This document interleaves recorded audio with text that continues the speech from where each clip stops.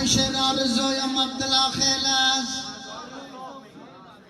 بتا بسان پیشر آرزویم عبدالآخیل است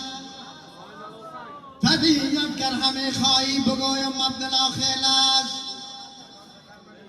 خورشون جای دریایش خورم و سبز کوهایش و چه ملک نازنین من بگویم عبدالآخیل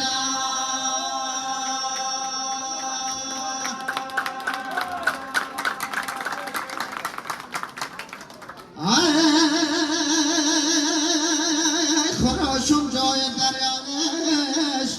خورم و سبز کوهایش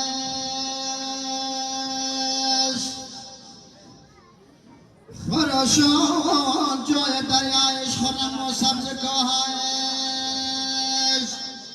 و دلا بنگر بهشته پیش رایم عبدالآخیل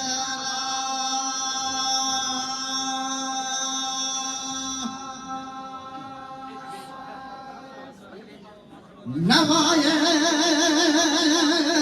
مرغکان یک صبح درخشان دهد خوشبو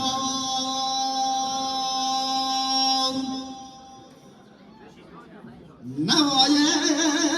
مرغکان یک صبح درخشان دهد خوشبو و چه ملک نازنین من چه ملک نازنین من بگویم عبدالآخیل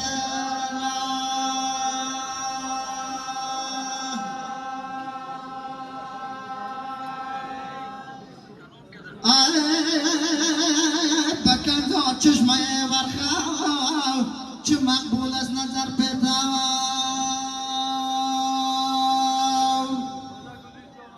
و دلا بنگر بهشته